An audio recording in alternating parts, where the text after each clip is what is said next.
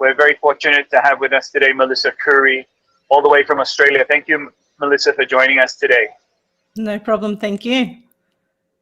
And of course, I'm trying. We're kind of coming out of a lockdown here in Kuala Lumpur, and I'm out and about a little bit, and there's this massive thunderstorm going on. So if the camera gets blown away, or if I cut in and out of reception, it's your job to take over the show.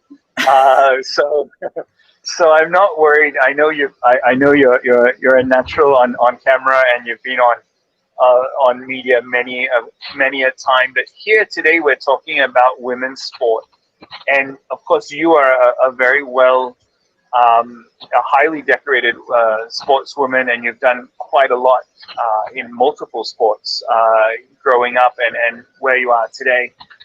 Tell us a little bit about the state of women's sport in Australia at the moment. Women's sport in Australia is really increasing in popularity at the moment. I think people are starting to see the value in watching and the entertainment value of women's sport. There's a lot more media attention and sponsorship attention towards women's sport. So in that case, there's the funding can then go to the training, and that's really making a huge difference to the quality that's coming out at professional levels now. So, and I mean, that's across multiple sports, which is brilliant. So we've got cricket and AFL and even rugby league, the soccer as well, which has probably been the trailblazer. Really, that's cricket and soccer really were doing this a long time before a lot of the media attention, but there is a lot of hype about it at the moment.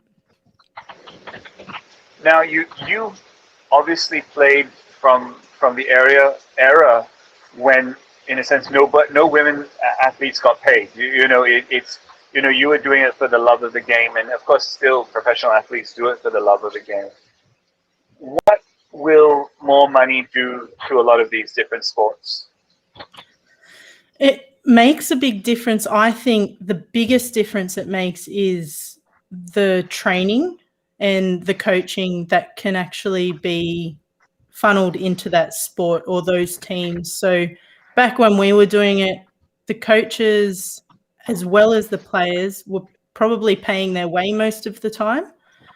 So I was lucky enough that some of my teams would pay my way, but I mean, the actual cost of going on the trip after that was all up to you. You had to take time off work.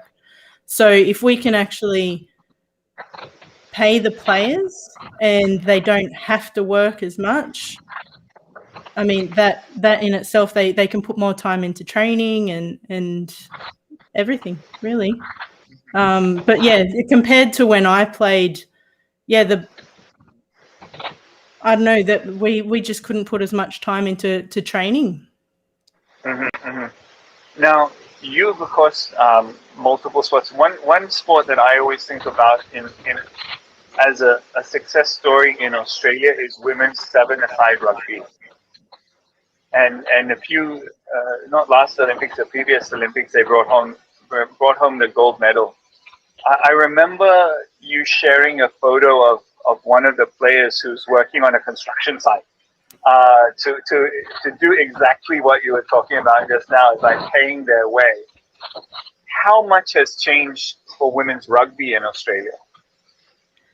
I think from that moment, so that was around the time, if I remember rightly, that was around the time that they were all starting to get their contracts pre-Olympics. Mm-hmm. I think we were actually working with a plumber at the time. Okay. And yeah, they were digging trenches and sifting through soil. That was almost part of their training. But from there, it has most definitely become a lot more professional. Those girls, if there was ever a program that was a really good fitness program and conditioning program that was exceptional, they were out at Narrabeen. And yeah, the actual sevens is a lot more professional. I think there's still a lot of work to go into the full format of rugby. But those girls still, they did quite well at the last international tournament as well. Nice. Now, when you've been writing a lot lately, and we've seen your blog grow and grow in recent months. You've got a unique perspective because you've represented Australia. You've played at the highest level as well as all that way through. What are you going to see as the future for sports, the sports industry? Because we see the broadcast, we see the money going in. Do people realize that this is a huge industry? I think they must. I think they don't quite yet understand the power of having women as spectators. So by having the women actually playing the sport, it's drawing in those young girls and then the women to actually watch the sport. And it's the mothers quite often, through statistics, this has been shown, it's the mothers taking the kids to the sports to watch. So it's such a critical demographic to actually get those people involved into sports. So yeah, look, it's starting to change. There's a lot more attention on those grassroots and media attention on getting a lot of the ads in Australia at the moment are actually tailored towards getting people at grassroots involved into games. We're going to dig into some interesting issues as well. Victor just asked about the recent issues on trans women participating as women or men. I'm just going to go out and what is the latest development there? And of course, Marisa, we're trying to sort out our sound issues. I think I'm in the middle of a massive thunderstorm here in Kuala Lumpur. You know how it's like when it rains in Southeast Asia. It's heavy, and it's almost like winter now. It's that cold. But this is an issue. I think it's a fringe issue. But what are you hearing, and what is the latest on that issue?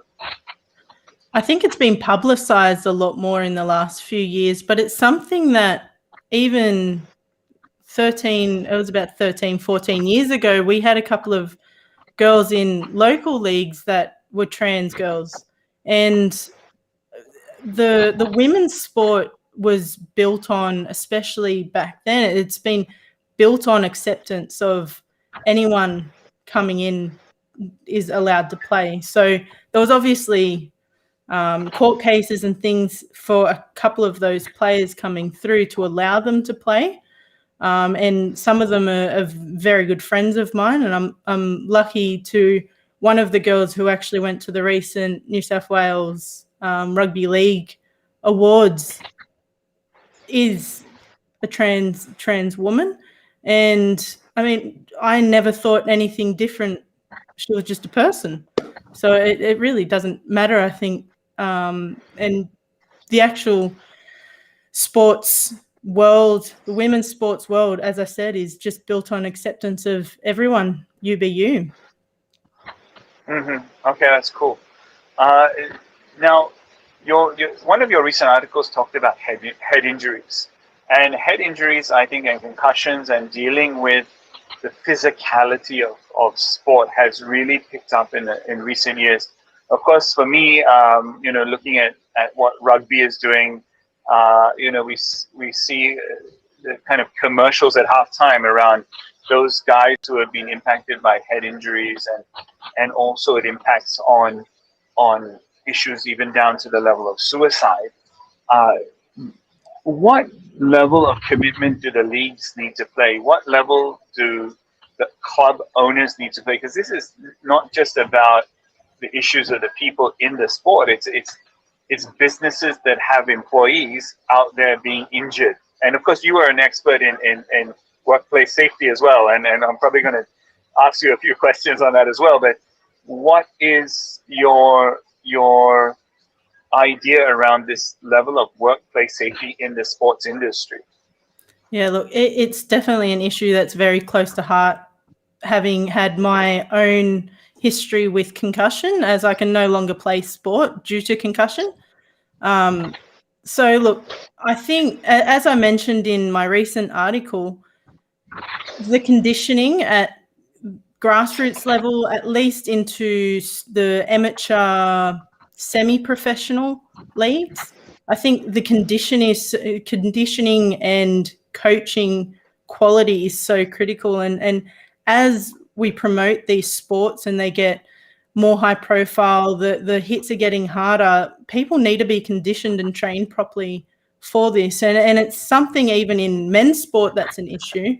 Recently, we had the NRL in Australia. They changed rules about a week out from the competition, and that caused a major problem throughout the whole tournament for the whole year. We had so many injuries just because people weren't conditioned. They didn't have time to train pre-season for any of the gameplay situations. Hmm. No, that's interesting. Effa has asked us about the gender inequality in sports. How long, yes, we accept it as inequality, we accept it as a gap. How long do you think it will be before that gap is reduced? And what is it that spectators and we as the consumer of sports need to do to bring that gap to parity? I think that's obviously a very difficult question to put a time period on it. However, in terms of, I think people watching the sport actually need to listen to the people playing the sport. If you actually, at least for women's, I can definitely speak for women's, that it's a lot more accepting of differences, because maybe it's just we've been bundled into that over the years, and historically that's what we've just naturally had to deal with. But the difficult part is obviously the diversity across the whole world. It's something that, even traveling a little bit with sport, you do even have different countries that with not just gender but sexuality, it's an issue across the world, just with people being comfortable openly with it. But yeah, it's going to still be a long time, but if people at higher levels can lead by example, it will start to filter down. I think there's a lot to be done on the men's side in terms of acceptance, and especially that's even within Australia, which is quite progressive across the whole world. But look, there's a lot to be done. Understood. And I think one of the things that when we talk about women's sport in general, I want to know who has the gold standard? Which sport is doing better? For me, I looked at some statistics recently, and of course, we look at Australian women's netball is doing very well. We look at some other sports like golf and tennis, where they do well. But what other sports that are doing well? Is it because of the corporate sponsorship that goes in, or is it to do with that elite, like Sharapova gets, 100 million, and then everyone else gets the leftovers. But then when you average it out, it magically looks good. What are you seeing? What sports are doing the best for women? I think the other issue to bring into that is what's more watchable for people that don't understand what the women want in that situation. So tennis, netball, golf, especially men, and this is not against men, but men find it difficult for women to be so physical in sports, and that's probably what's taken the most time to create that change. Men watching women running into each other, they don't find it appealing. But changing the perception from being women running into women to athletes competing in a sport, that's where the change is starting to happen now. And that's why I think we're seeing that growth in women's sport now, especially in Australia, but worldwide, that physicality and people understanding that it's something that women want. It's as soon as I get girls down at AFL training, which I still coach, as soon as I get girls down at training, it's not the physical side that they're walking away from. It's almost addictive because they're allowed to do it now. Devindran, who's one of our regular viewers, doesn't have an issue at all with watching some of the physicality around women's sport. I'm just trying to get that to change. But what do you see as the next challenge that we need to take away from this discussion? What is the next thing that we need to get right so that we can take that next step? What is, in a sense, I know we've got this big problem. What are the small steps that we can take today? Look, the small steps, I believe the big changes will come when grassroots are supported, and both through people finding value, which they are, again, they're starting to find value in coaching women's teams, as well as putting that conditioning, that strength and conditioning support to girls at those in-between ages between, year 12 and 18. So those pathways, really giving them a good quality chance and the respect to learn the skills, as well as having the strength and conditioning to get to a higher level. That this gap, I'm sorry, am I still muted? No. Yeah. Do you still see this gap when kids finish high school, they need to make an economic decision? Like, okay, your parents are saying, well, it's nice you've been playing this, but now you got to go to university and do something properly with your life. Is that still the biggest hurdle for young women? I mean, even for young men, for that matter, trying to make a go out of a sporting career, not just, hey, I love to be, out there in the middle, hitting a ball. Yeah, you're 100% right. It is an issue for both boys and girls. It's there's no claiming that it's just a female problem. It is a higher percentage for females.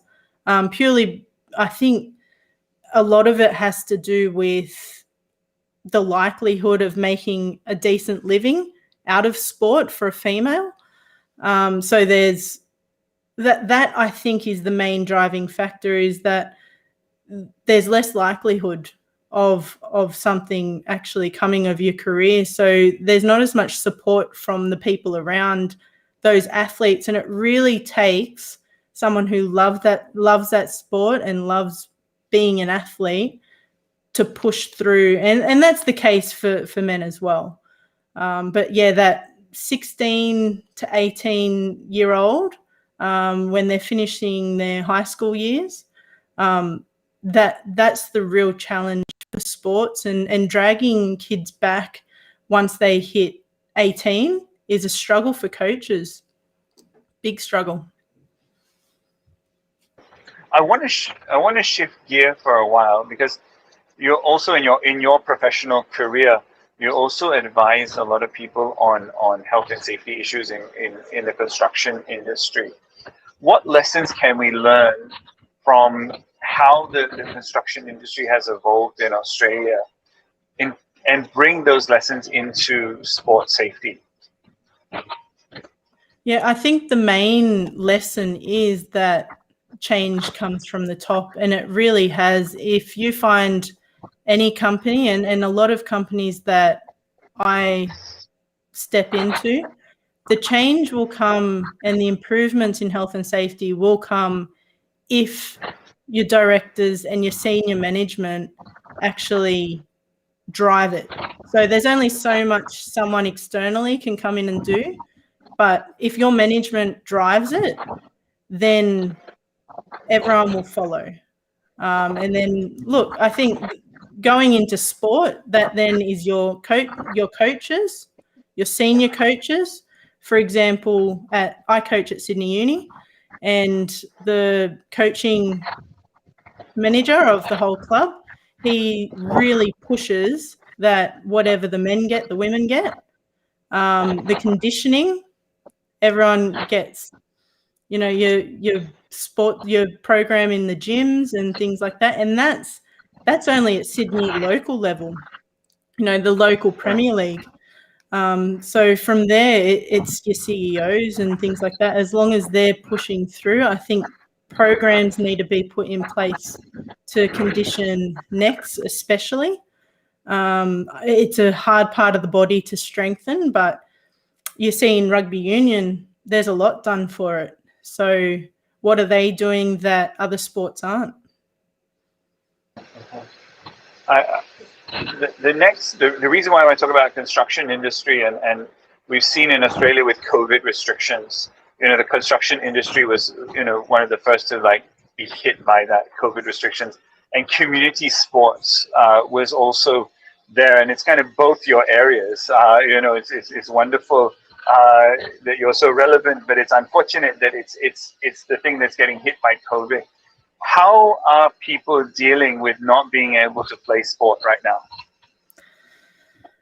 Yeah, look, it's a big challenge. It's mental health. At the end of the day, that is the biggest challenge, is people are used to being around their teams and having their bodies doing certain things to build up their mental health, and being stuck. For me right now, I've been in my house for nearly 2 weeks, just because I've been a close contact, and not being able to even go outside and have a coffee, that's hard enough, let alone someone who's used to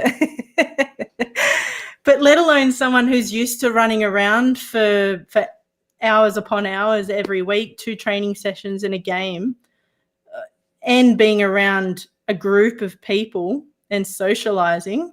It's a big, big change. And it's the same thing for work. We've been lucky that the construction industry has continued. However, it's taken a lot of effort from every single builder in Sydney to actually be able to stay open. It's struggled. We've been at 50% capacity until last week or the week before. But yeah, look, it's taken a lot. No, definitely. We hope that you can get out and about soon, and out and about safely. And I think that's one of the key things that we want, is a safe return to a little bit of coffee, or tea. Now, if I can ask another question about motivation, how do we motivate girls to stay involved? How do we motivate them to do the hard yards? Yes, we want, there's nothing like when you turn on the Olympics and oh wow, I want to be an Olympian and I want to be a gold medalist. That's the 30 seconds of glory that a lot of those athletes get. But what is the journey for someone who is starting out now, and how do you be motivated for that entire journey? I think, again, it comes down to the coaches and being able to retain those players, is someone feeling like they are constantly being valued and they personally feel like they're improving constantly. I think that's really the thing that retains someone, as a coach at least. I think there's a lot of studies done even in workplaces where the same thing, it's not money necessarily that keeps people around. It's feeling valued, and a useful player in the team. And yeah, look, it's coaches and that support. Nice. When we see Australia competing on a global stage, there's a population, 23 million people in Australia, yet we bring home so much gold, silver, and bronze. How important is sporting culture in delivering results? Huge. Even I grew up, I spoke about this with someone just the other day. Growing up, it was any sport I could get my hands on. I was lucky. I mean, I've got 4 brothers, as you know. So I've got 4 brothers. I was constantly outside playing cricket or throwing a ball or playing tennis, anything that we could do, tackle football. That was life. And it's still the same. I feel like it's still the same. You go on a family holiday and a volleyball net comes out, and Aussies are just naturally competitive. And so it's just, you see everyone out playing cricket or whatever it is, and it's just part of being Australian. No, it's wonderful. I mean, I of course I love getting out there and playing whatever sport I can also get my hands on. And, we don't mind if it's guys or girls or whatever, get out there and play, and it's the way that it should be done. And I think this is part of changing the culture in some of the, like, especially Asian countries, who are like, oh, you're going to get dirty if you play. Yeah, you're going to get dirty, but that's what showers are for. And hi, Victor. Yes, actually, this is tea, Victor. I just want to let you know I'm enjoying tea because I'm having a feeling of winter right now as well, because it's actually 25 degrees and there's a breeze. So I did get a tea. But as someone who has been through the mill, and now you're devoting more of your time to coaching, you're devoting more of your time to commentary around what needs to change. Tell us more about what you're going to be doing with your blog. Tell us more about what you're going to be doing with your broadcast. Tell us more about the media personality that will be Melissa Khoury.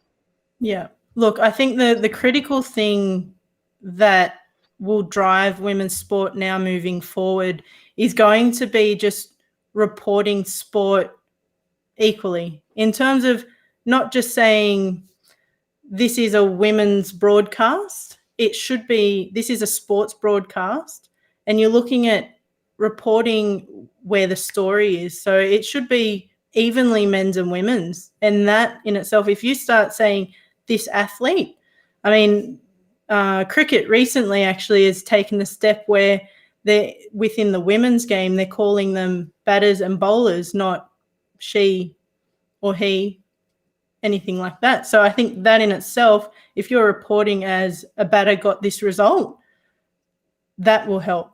And I really want to drive just the even reporting of sports and capturing the progress of women's sport through that. So key issues. So soon we're coming out with a story about ageism in sport, and it's applicable to both men's and women. So there's no reason why it can't be reported evenly.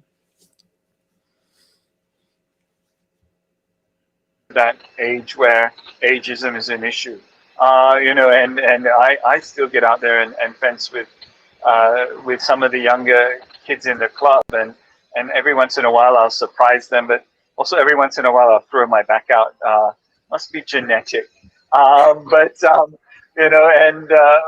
the reality is, when you start to include sport as part of the culture, when you start to include it as really part of how you live as a lifestyle, you get a different result. And I think that's one of the things that I'm hoping to see more here in Asia. And I think that's one thing that, as an Australian, and you as an ambassador of especially futsal and many other sports as well, can play a role. When you can travel, please, come back and see us. I definitely will. And you're right. I love that you've brought up the fact that it could be a cultural shift. I mean, me bringing up the fact that I was playing sport in the backyard, the idea is that so many skills are transferable across sports. So it doesn't matter what you're getting out there and playing. Get out there, enjoy what you're doing. And once you find a sport that you love, those skills will become transferable and lift up your success.